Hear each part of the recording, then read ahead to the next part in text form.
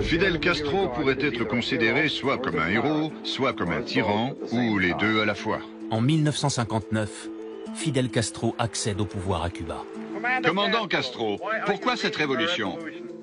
Depuis, il reste un des personnages les plus controversés au monde. It is not the same to fight for liberty as to fight against it. Une épine politique dans le pied des États-Unis. Nous exprimons toute notre sympathie au peuple cubain qui souffre sous le joug d'un dictateur. Voici l'histoire de Castro, racontée à travers des émissions. Fidel Castro, face the nation. Des images rares I have to be careful. et des enregistrements. And it is not an easy job to come here and to speak with you, the reporter of the United States. Castro pense que la CIA aurait participé à des complots visant à le tuer. Parmi ces documents, certains n'ont pas été vus depuis des décennies, d'autres n'ont jamais été diffusés. Do you believe that the democratic man ought to be afraid of any idea? Dr. Castro, you are a lawyer, and I'm afraid I will have to act as a judge. We'd like you to answer our questions. There are theories that you held President Kennedy responsible and that you were involved in his assassination. Did you have anything to do with it? Commander, what handled it if you were caught? I never would see Castro alive. Like Henry Adams, we say, give me liberty or give me death.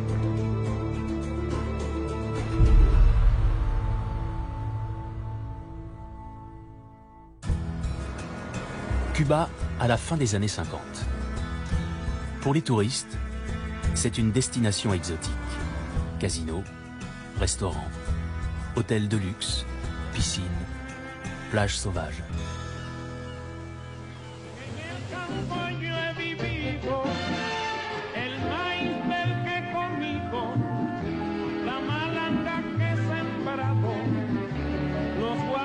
À moins de 150 km des États-Unis, Cuba est une cour de récréation pour les Américains.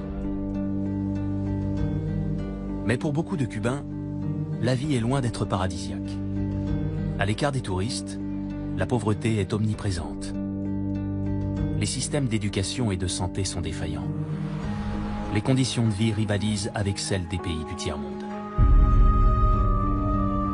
L'écart criant entre les riches et les pauvres est en grande partie dû à un homme, le président de Cuba. Fulgencio Batista, ancien sergent puis général de l'armée, tient les rênes du pouvoir, soutenu par l'armée et les partisans d'un chef autoritaire. Il nie être un dictateur et traite certains opposants de pro-communistes.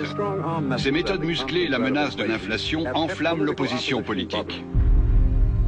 Selon ses rivaux, durant le règne de Batista, plus de 20 000 dissidents politiques auraient été assassinés. Les montagnes de l'Est de Cuba. Après des années de combat, c'est ici que la violence de la révolution fait rage. Des hommes et des femmes ont pris les armes et lancé une guérilla sanglante. Pour eux, Batista a détruit Cuba. Leur but est de le chasser du pouvoir. Leur leader est un Cubain charismatique, prêt à se battre jusqu'à la mort pour libérer son peuple. Il s'appelle Fidel Castro. Voici le docteur Fidel Castro, 31 ans, titulaire de 4 diplômes universitaires. Nous avons enfin pu poser nos caméras dans son quartier général.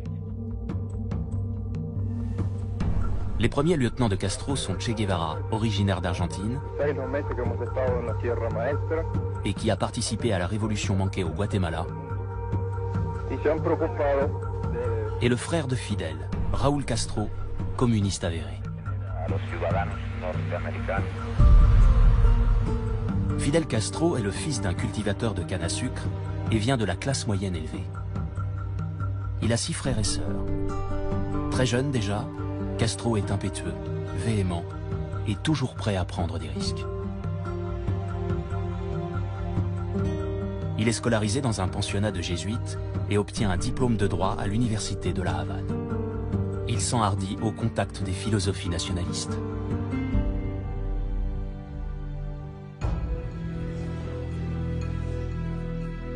En 1952, Castro se présente au Congrès pour promouvoir le progrès à Cuba.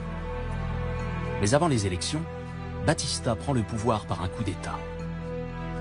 Castro réunit alors un groupe de révolutionnaires anti-Batista. Ensemble, ils planifient l'attaque de la caserne de Moncada. Castro pense qu'en s'emparant de la caserne, ils pourront récupérer assez d'armes pour se soulever contre Batista.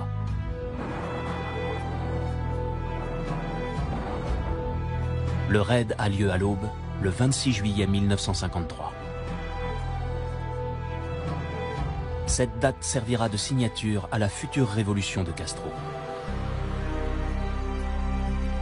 L'attaque est rapidement réprimée. Plusieurs rebelles sont tués. Castro et des dizaines d'autres sont capturés. Lors de son procès, il prononce une phrase qui collera à son personnage. L'histoire m'acquittera.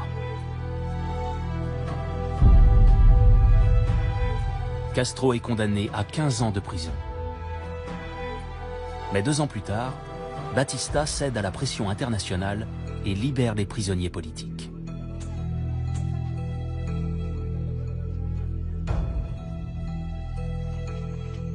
En 1958, Castro et ses camarades se rassemblent à nouveau dans les montagnes de la Sierra Maestra pour combattre les soldats de Batista. Commander Castro, why are you leading a revolution?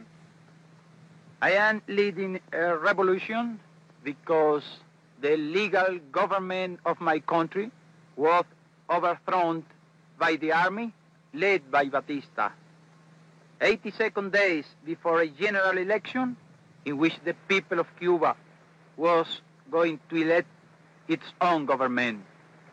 And instead of that, General Batista established a bloody tyranny.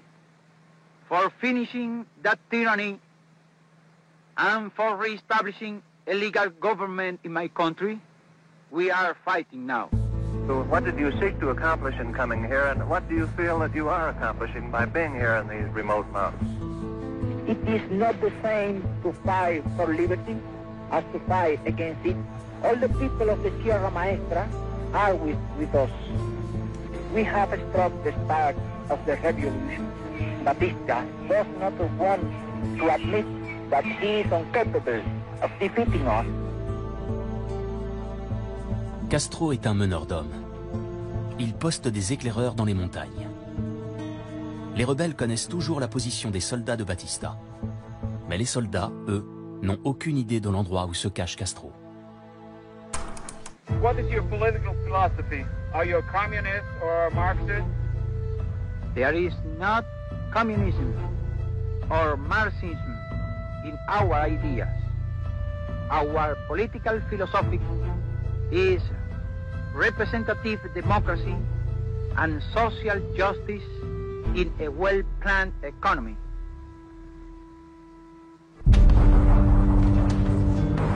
Jusqu'à présent, les États-Unis ont soutenu le régime de Batista. Mais depuis que le monde entier dénonce les manières fortes de ce dernier, il se rétracte. Le gouvernement américain ne soutiendra ni Batista, ni les révolutionnaires de Castro.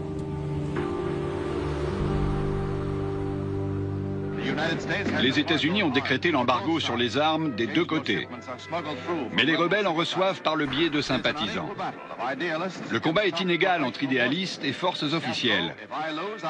Castro dit « Si je perds, je recommencerai. Si Batista perd, il perdra pour de bon. » Mais Batista ne semble pas affecté par la progression de Castro.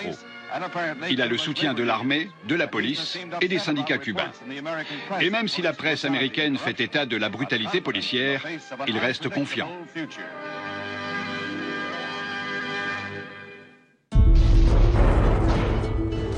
Après des mois de combat, les forces révolutionnaires livrent une bataille de 3 jours avant d'entrer dans la Havane. Les derniers soldats de Batista sont chassés de la ville. La bande de révolutionnaires de Castro, épuisée après 3 années de lutte acharnée, prend d'assaut la capitale. Leurs efforts pour écarter Batista du pouvoir sont sur le point d'aboutir.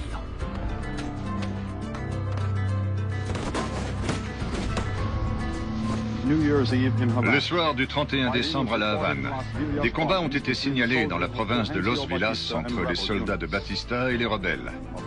À 4 heures, heure de La Havane, le matin du jour de l'an, un appel nous informe que Batista et son clan ont pris la fuite.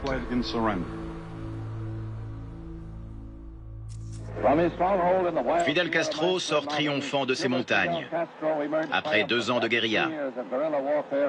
La révolution a commencé avec l'arrivée de Castro, fuyant les autorités, accompagné de ses 82 partisans pratiquement anéantis par le gouvernement.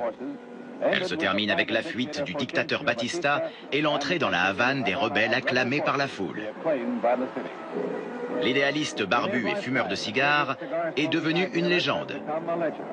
Les Cubains découvrent alors le visage de celui dont le nom symbolise ses 25 mois de guérilla. On peut savoir quand une révolution commence, mais pas quand elle prend fin. Celle de Fidel Castro a commencé et elle continue. Le peuple cubain admire Castro, car son accession au pouvoir n'est pas due à un coup d'État, mais à une révolution populaire.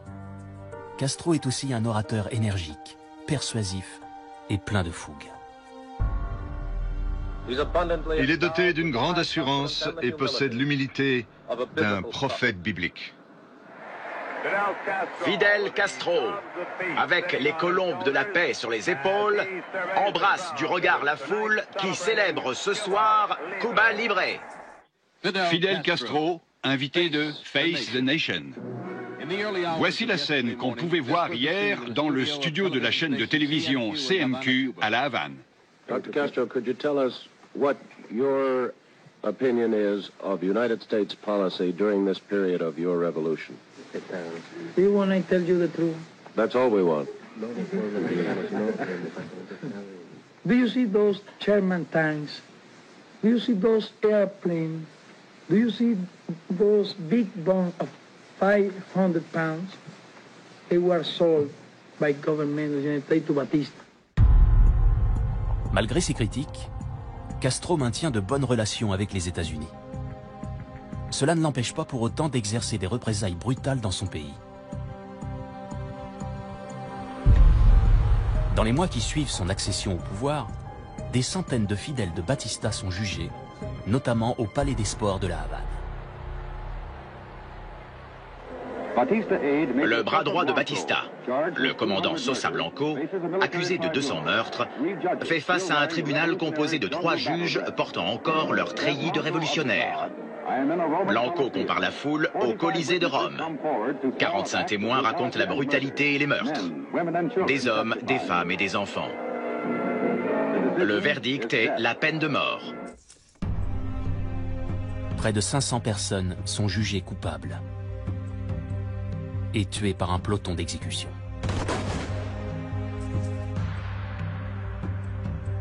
Peu après ces mises à mort, 1 million de Cubains viennent écouter le discours de Castro, qui justifie ces meurtres en disant qu'aucun pays n'a défendu son peuple lors des exactions commises par Batista.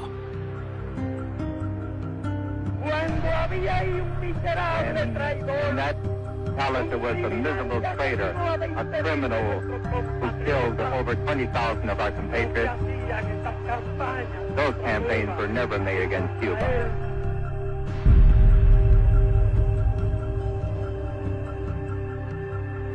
Afin de gagner l'opinion publique, Castro entame une tournée en Amérique du Sud et du Nord en avril 1959.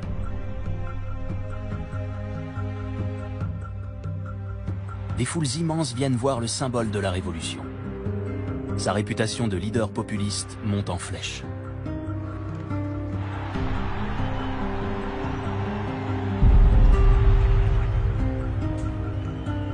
Il accepte l'invitation de la Société américaine des rédacteurs de journaux et se rend aux États-Unis, même si les partisans de Batista en Amérique veulent sa mort.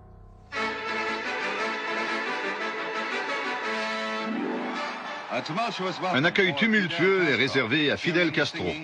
Des milliers de personnes chantent et agitent des drapeaux pour le révolutionnaire et président cubain qui écarte les forces de l'ordre pour aller saluer la foule, malgré les rumeurs de projets d'assassinat contre lui.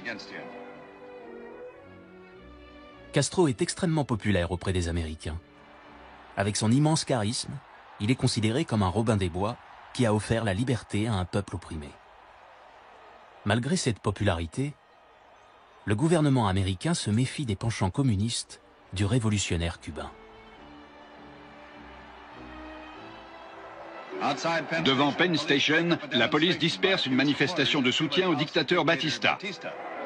De son côté, Castro met 24 minutes à traverser la rue pour rejoindre son hôtel submergé par la foule.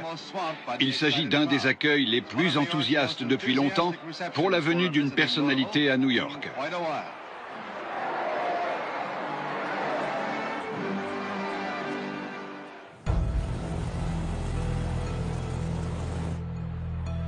Bien que Castro condamne les États-Unis pour avoir fourni des armes à Batista, il tente de s'en rapprocher. I came here because I was invited for the editors.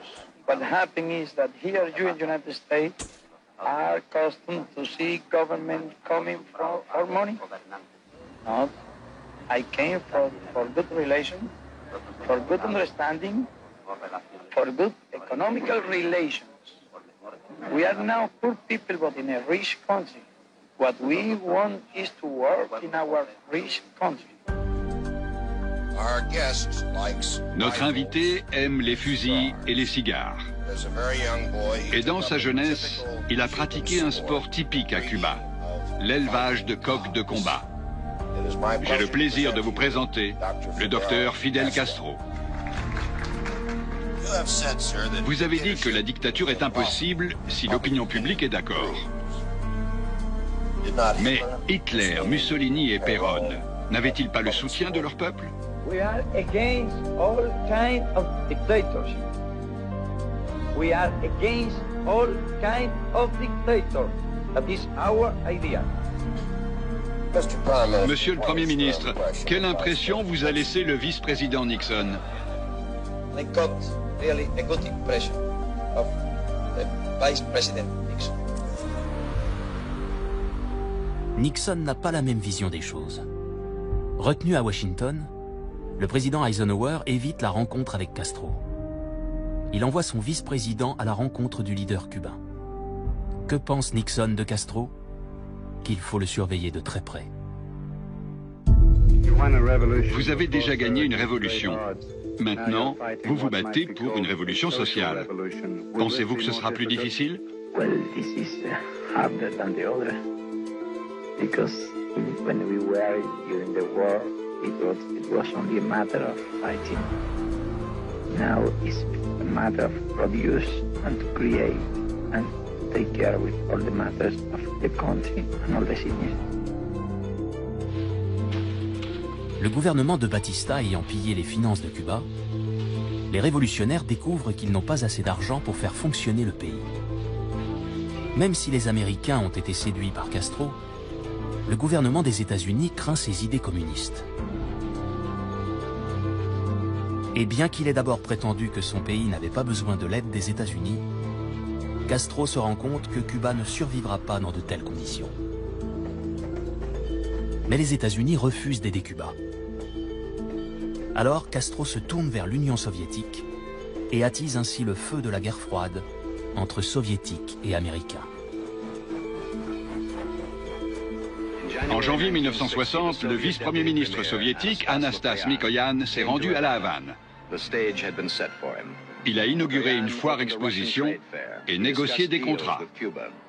Une fois ce chapeau sur la tête, il avait l'économie cubaine dans la poche. À Moscou, un accord a été signé pour échanger des machines et des techniciens contre du sucre et d'autres produits agricoles.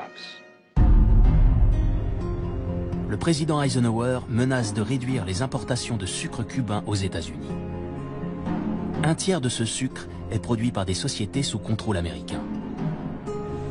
L'Union soviétique promet d'acheter 1 million de tonnes de sucre cubain par an. Lors d'un discours profondément anti-américain, Fidel Castro a mis en garde les États-Unis contre une baisse des quotas de sucre cubain, menaçant de s'emparer des sucreries américaines. Mais la Chambre des représentants des États-Unis a autorisé un projet de loi permettant au président de réduire ses importations de sucre. in this country. Après un bras de fer de plusieurs mois, Eisenhower interdit toute importation de sucre en provenance de Cuba. En réponse, Castro réquisitionne toutes les sociétés américaines présentes dans son pays. Tanto quedan nacionalizadas todas las empresas de la compañía eléctrica, todas las empresas de la compañía de teléfono, todos los bienes, por supuesto, y empresas de la Texaco y de la ESO. Y además, los 36 centrales azucareros que tenían.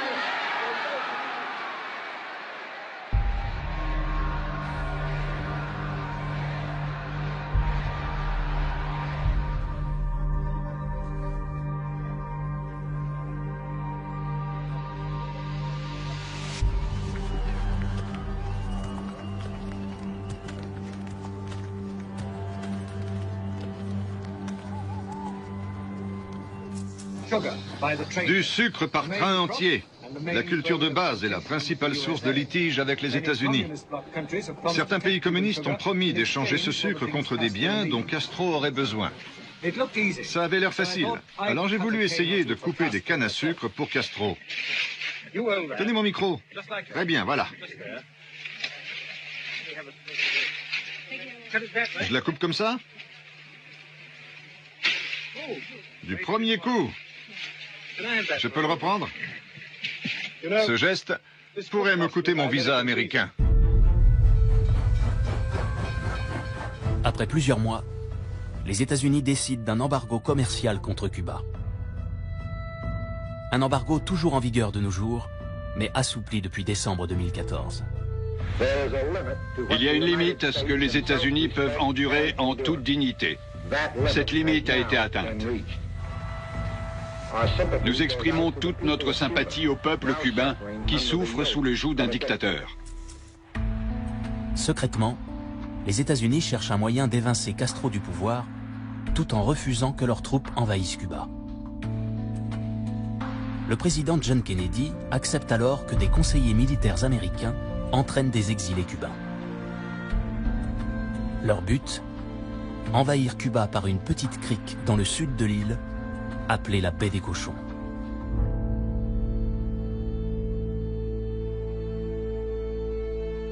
This is an NBC special news report. Ce soir, Cuba est une île en révolte contre les forces révolutionnaires de Fidel Castro. Après sa seconde révolution, la carrière trouble et fulgurante de Castro touche peut-être à sa fin. Et nous insistons sur le peut-être, car tout dépendra de la fidélité du peuple et de l'armée. À l'aube du lundi 17 avril, dans la baie des Cochons à Cuba, les premières unités ont atteint la plage sans opposition. Humberto Díaz-Ariès fait partie du 2e bataillon de la 8e compagnie. Un soldat à l'arrière a crié « Nous sommes l'armée de libération, venus combattre le communisme ». Le milicien a répondu « Vous êtes la patrie de la mort, longue vie à Fidel Castro ». Et les tirs ont commencé. L'assaut a commencé contre la dictature de Castro. Le débarquement a été perturbé par des rebelles sur la côte cubaine et le soulèvement contre le commandant rouge est en marche.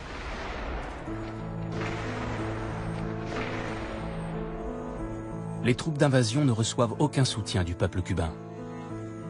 L'espoir de voir les exilés gagner grâce à un soulèvement populaire est anéanti.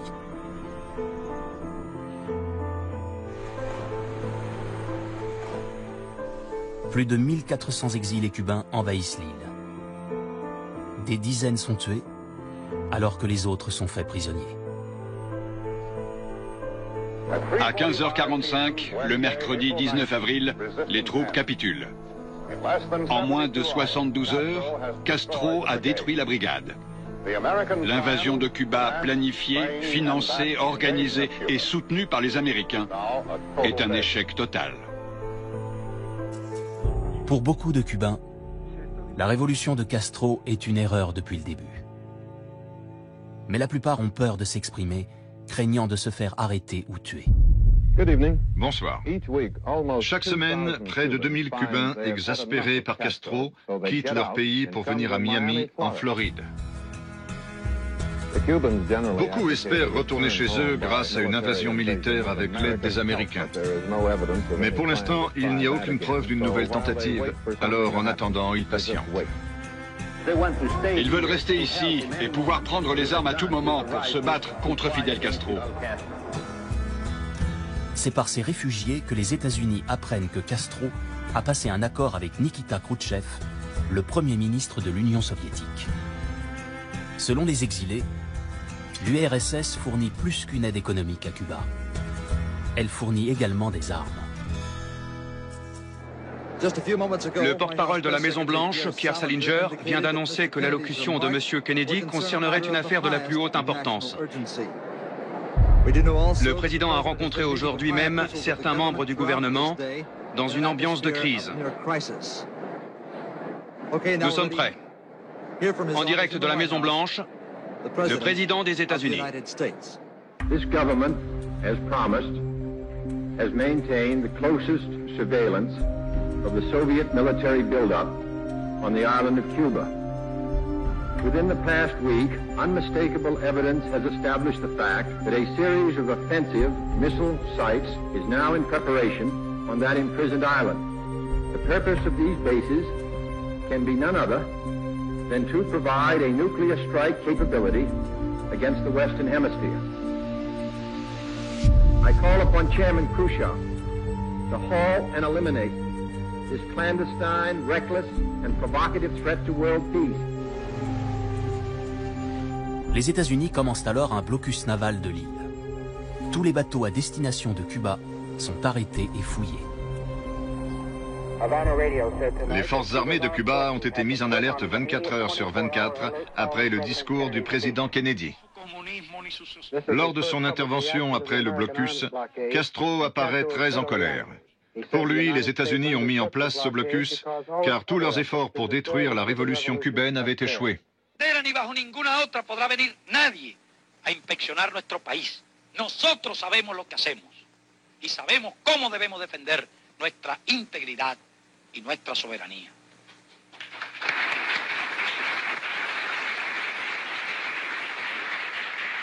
Y nuestra, de todos, de los revolucionarios, de los patriotas, será la misma suerte.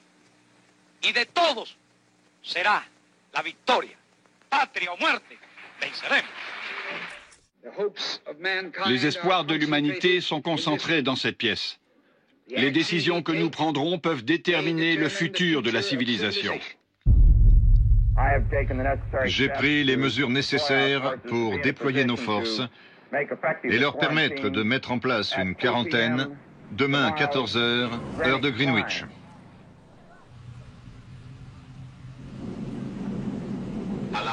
À 13h45, le secrétaire général des Nations Unies, U-Tent, a été invité par le Premier ministre Fidel Castro pour discuter de la crise internationale suite au blocus naval imposé par les États-Unis à l'encontre de Cuba. Lors des réunions entre le gouvernement révolutionnaire et la délégation des Nations Unies présidée par U-Tent, Cuba a clarifié sa position en ratifiant les 5 points de la déclaration du Premier ministre Fidel Castro. Les garanties de non-agression contre Cuba dont parle le président Kennedy n'existeront pas si, en plus de la levée du blocus naval qu'il promet, d'autres mesures ne sont pas adoptées.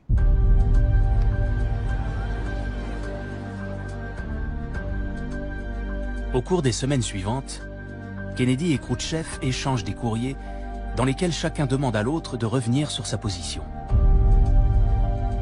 Le moment décisif de la crise survient le 27 octobre 1962. Le président Kennedy accepte de ne pas envahir Cuba et propose de retirer ses missiles de Turquie si Khrouchtchev retire les siens de Cuba. Le lendemain, ce dernier accepte la proposition sans consulter Castro, qui est furieux d'avoir été écarté des discussions. We will not, of course, abandon the political, economic, and other efforts of this hemisphere to halt subversion from Cuba. Nor our purpose and hope that the Cuban people shall someday be truly free. Malgré la déclaration de Kennedy de voir un jour le peuple cubain vivre librement, les années passent sans aucun changement.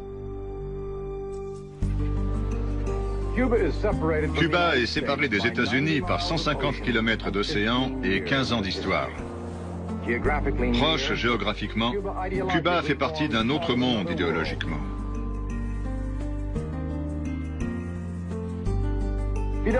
Fidel Castro reste ce personnage familier, dynamique, éloquent, autoritaire. Il pourrait être considéré soit comme un héros, soit comme un tyran, ou les deux à la fois. 2 années ont passé depuis notre dernière visite à Cuba. Nous avons constaté une légère augmentation du niveau de vie et les signes d'une marge de progression, ainsi qu'une confiance grandissante dans l'Union soviétique comme modèle économique. Mais nous n'avons remarqué aucun assouplissement idéologique. Ce régime est construit sur la mobilisation de masse et le contrôle de la pensée. En dehors du cadre du marxisme et du léninisme, la liberté de penser n'existe pas. C'est une relique du passé à bannir. What would you like Americans to know about you and Cuba? And could you possibly say it in English so they could understand? In English. I am not well in English.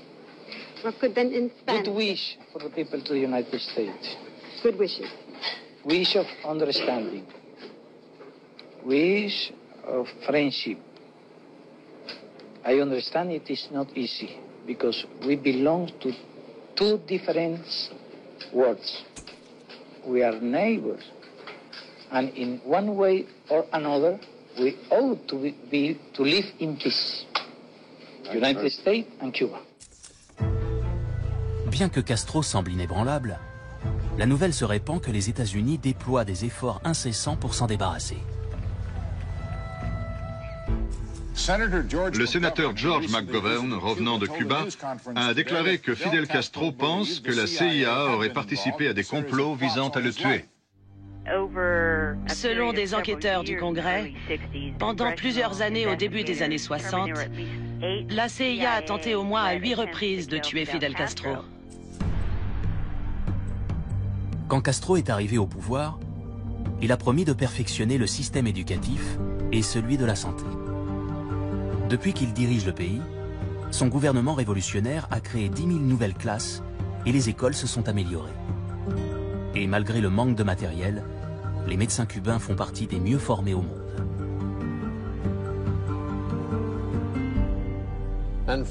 Nous terminerons par un sujet que nous pourrions appeler Medi-Cuba. L'histoire d'un de nos correspondants, Fred Francis, en visite à Cuba pour couvrir un événement politique qui s'est transformé en événement médical. L'hôpital Calixto Garcia de la Havane possède un des services d'urgence les plus actifs de cet hémisphère. Il prend en charge plus de 700 patients par jour. Seulement une poignée d'hôpitaux américains, comme ceux de Bellevue à New York et de Cook County à Chicago, peuvent en accueillir autant. Ici, les soins sont de très bonne qualité. Et ils sont aussi gratuits, comme tous les actes médicaux, pour les 9,5 millions de Cubains. Je suis arrivé aux urgences souffrant de violentes douleurs abdominales. J'ai été hospitalisé 2 jours. Et partout, j'ai pu constater les preuves du blocus américain. La plupart des équipements étaient anciens. Cet appareil de radiographie utilisé pour les urographies était rouillé. J'ai aussi remarqué une pénurie d'instruments de base, tels que les aiguilles, les seringues et même les bassins de lit.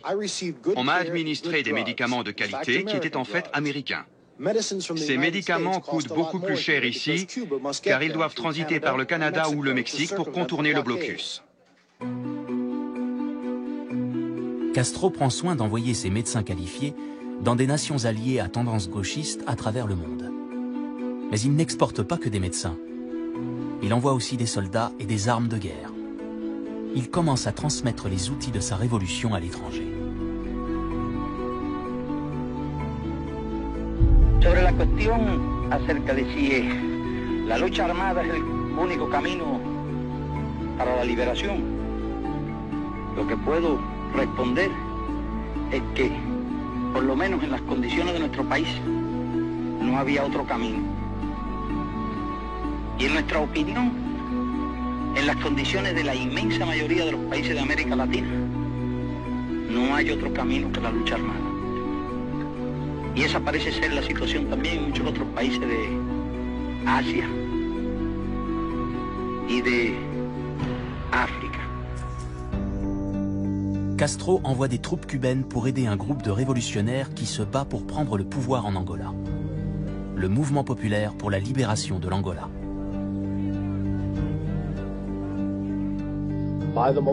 Selon des sources officielles, Cuba a envoyé 18 000 soldats en Angola.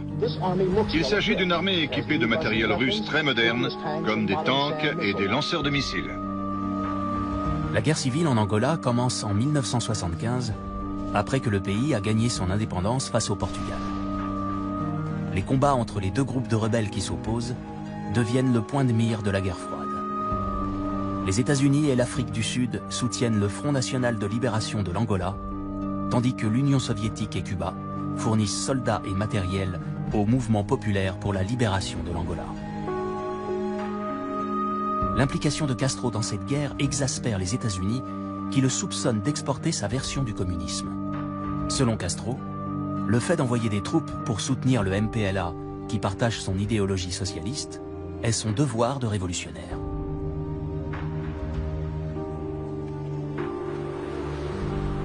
Cuando se produce la invasión de Angola por tropas regulares de África del Sur, no podíamos cruzarnos de brazos. Y cuando el MPLA solicitó nuestra ayuda, le ofrecimos la ayuda necesaria. À la fin des années 70, Castro commence à s'assouplir.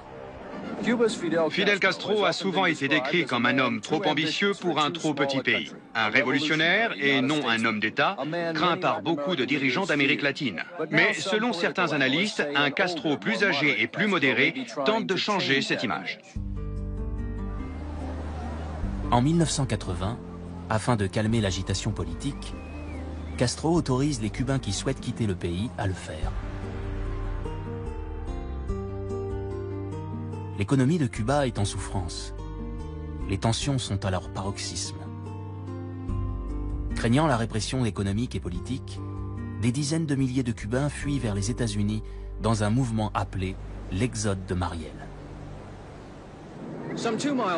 À 3 km de la côte cubaine, on peut voir une procession de bateaux en file indienne en route vers le port de Mariel. Le port cubain de Mariel est encombré de bateaux de toute taille. 1300 bateaux seraient déjà sur place. Voici ceux que le gouvernement de Castro a traités de vermines, de vagabonds, de prostituées et de parasites. Ils ont pourtant l'air très heureux de quitter leur pays de naissance pour un nouveau départ aux États-Unis. Revolucionario, quien no tenga sangre revolucionaria, quien no tenga una mente que se adapte a la idea de una revolución, quien no tenga un corazón que se adapte al esfuerzo y al heroísmo de una revolución, no los queremos, no los necesitamos. En quelques mois, 125 000 Cubains émigrent vers les États-Unis. L'exode devient un cauchemar politique en Amérique où de nombreux citoyens appréhendent l'arrivée incessante des Cubains. Certains pensent que Castro vide ses prisons et envoie des criminels en Floride. À la fin du mois d'octobre 1980, Castro ferme le port de Mariel aux bateaux venant d'Amérique. À leur tour, les États-Unis ferment leurs portes aux nouveaux arrivants cubains. La fin de l'exode a lieu 5 jours avant l'élection de Ronald Reagan à la présidence des États-Unis. Durant son mandat, ce dernier ne mâche pas ses mots quand il s'agit de Fidel Castro. Fidel Castro a prononcé des discours et organisé des rassemblements anti-américains alors qu'il célèbre ses 25 ans de pouvoir. Hier soir, c'est le président Reagan qui a évoqué cet anniversaire. The most important question remains, where is Cuba heading? Cuba's economy is incapable of providing you and your families your most elementary needs, despite massive subsidies from abroad. But your leaders tell you, don't complain, don't expect improvement. Just be ready for more sacrifice. But why are your leaders so unwilling to let you hear what others think and say? If the power of truth is on their side, why should they need to censor anyone's views? Your system, which you say works very well, it does presuppose that the leadership of the country, you, are always right, that you are infallible. Is that not so? No, it does not presuppose that. You will not see a statue of me anywhere, nor a school with my name, nor a street, nor a little town, nor any type of personality cult. We have always been honest. We have always told them the truth. These people know that from the government, a lie has never been told to them. And I ask you to go to the world, tour the world, and go to the United States and ask if they can say what I can say, that I have never told a lie to the people. But what if they do disagree with the revolution and they're Cuban? Why can't they stay here and voice their opinion? We accept opposition within the revolution, not against the revolution. No one forces them to stay. Maria Shriver est la nièce de l'ancien président John Kennedy. Cet entretien revêt donc un intérêt particulier pour elle. Back in the early 60s, there were reports of many assassination plots against you. There are theories that you knew about these assassination plots, that you held President Kennedy responsible, and that you in turn were involved in his assassination. Did you have anything to do with it?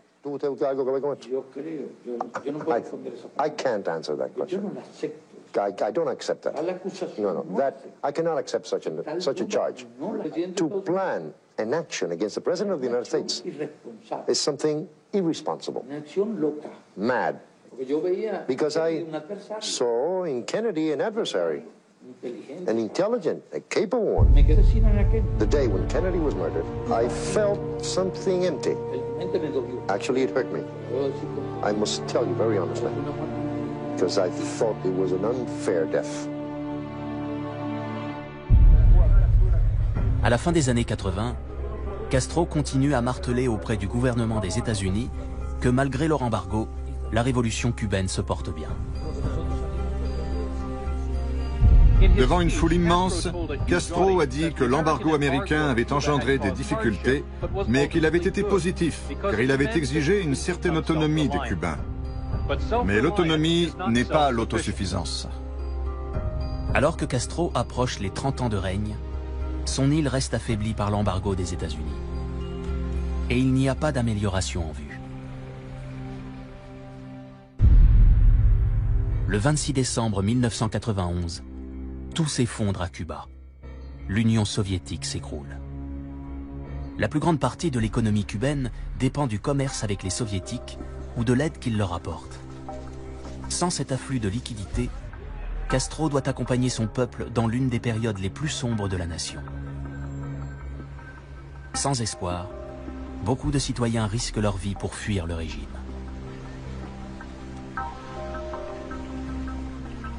Castro appelle cette phase la période spéciale. Estamos en periodo especial, un periodo difícil, un periodo uno de los más difíciles de nuestra historia. ¿Por qué? Porque nos hemos tenido que quedar solos frente al imperio, solitos. ¿Y qué hacía falta para quedarse solo frente al imperio? Había falta unidad, pero hacía falta valor, hacía falta patriotismo, habría falta espíritu revolucionario. Un pueblo débil, un pueblo blandengue, un pueblo cobarde, se rinde y vuelve a la esclavitud. Pero un pueblo digno, un pueblo valiente como nosotros no se rinde y no vuelve jamás a la esclavitud.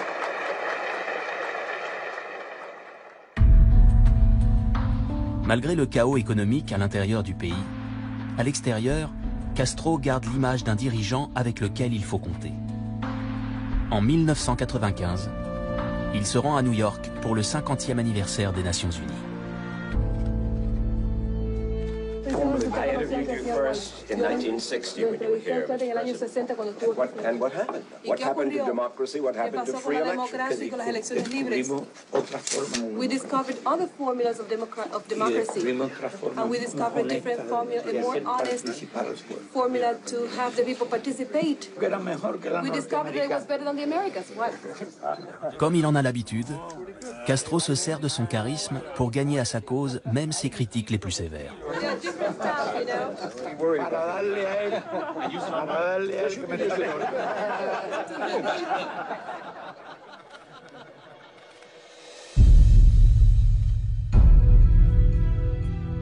Mais aucun assouplissement ne se fait sentir entre les États-Unis et Castro. Un avion militaire cubain abat 2 avions civils américains un an tout juste après la visite de Castro à New York. Selon lui, les appareils avaient violé l'espace aérien cubain.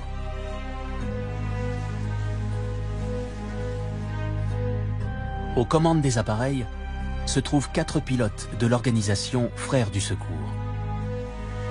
Un groupe qui propose de l'aide aux Cubains fuyant leur pays par bateau. Les 4 pilotes sont tués. 4 jours après l'événement, le Congrès et le président ont pris de nouvelles mesures visant à étouffer l'économie de Cuba en dissuadant tout investissement étranger. It will send a powerful, unified message from the United States to Havana that the yearning of the Cuban people for freedom must not be denied.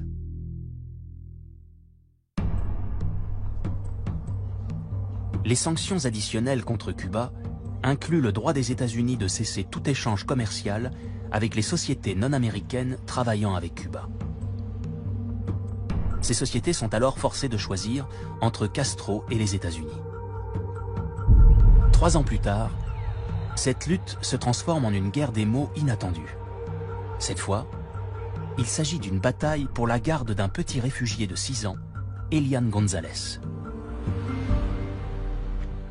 Le garçon a été trouvé flottant dans une chambre à air au large de Fort Lauderdale. Vendredi, les corps de 2 femmes ont été repêchés en Floride, dont celui de la mère du garçon.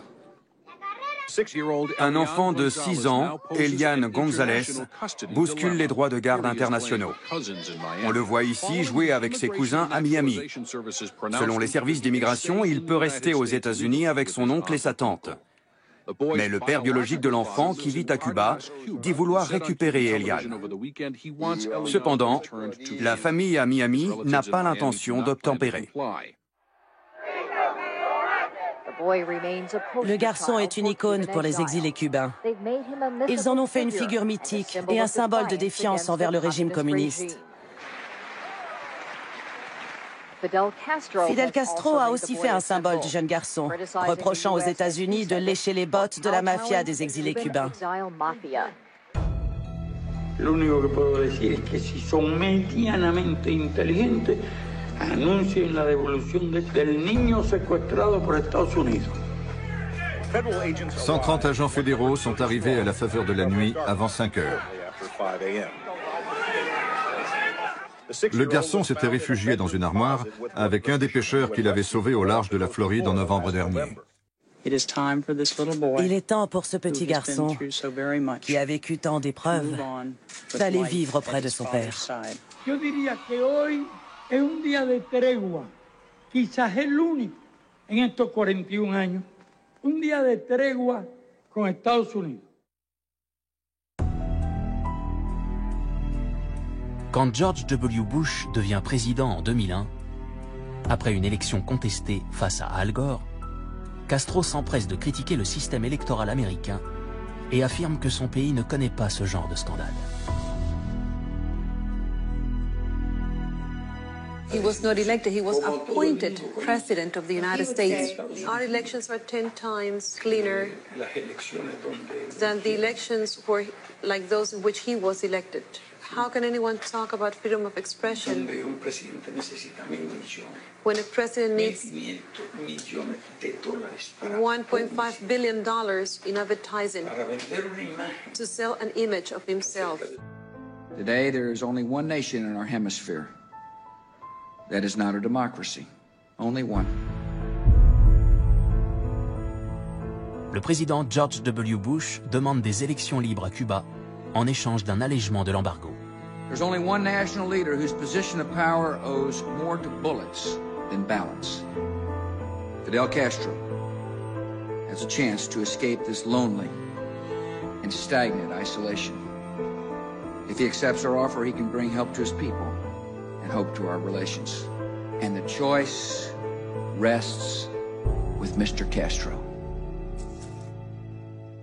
Castro répond que l'embargo n'est qu'une question politique et que la plupart des Américains en souhaitent la fin. Mais il craint que la levée de l'embargo ne crée un autre désastre pour son pays. Let me know in advance so I can move away, because an invasion of hundreds of thousands of American citizens is enough to make us move away. En juillet 2006, Castro se fait opérer pour une hémorragie intestinale. Les Cubains sont informés de sa maladie dans une déclaration prononcée par son secrétaire, Carlos Valenciaga, qui lit une lettre écrite par Castro. La operación me obliga a permanecer varias semanas de reposo, alejado de mis responsabilidades y cargos. Como nuestro país se encuentra amenazado en circunstancias como esta por el gobierno de los Estados Unidos, he tomado la siguiente decisión. Delego con carácter provisional mis funciones como primer secretario en el segundo secretario, compañero Raúl Castro Ruz. 2 ans plus tard, en 2008, Castro se retire officiellement, cédant la présidence de son pays à son frère Raúl. Raúl Castro Ruz.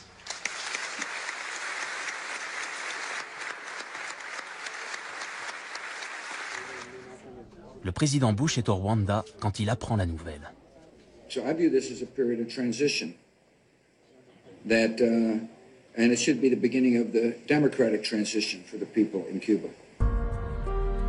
Malgré les espoirs du président Bush pour une démocratisation de Cuba, Raúl tient à maintenir la vision de Fidel. Le pays restera communiste.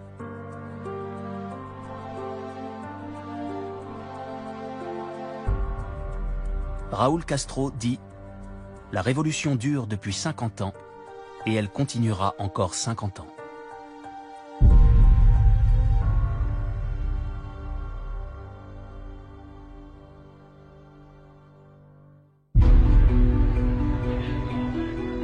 Pour les défenseurs de la révolution de Castro, il restera à jamais le père de la nation. Son combat dans les montagnes de la Sierra Maestra a fait de lui une légende cubaine. Batista does not want to admit that he is incapable of defeating us. Le charisme et la personnalité dont il a fait preuve dès ses premiers jours au pouvoir n'ont jamais faibli. Y sabemos cómo debemos defender nuestra integridad y nuestra soberanía. À tout instant, pendant 5 décennies, Castro a défié les États-Unis. Despite all his tools of oppression, Fidel Castro will need to answer to his people.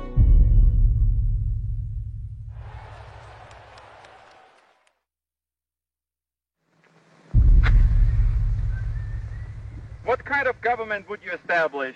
Would you be president? We will establish a real representative and democratic government. I don't think in being president. I am not fighting for that, nor for any other charge. I cannot answer you about myself because I don't think about that.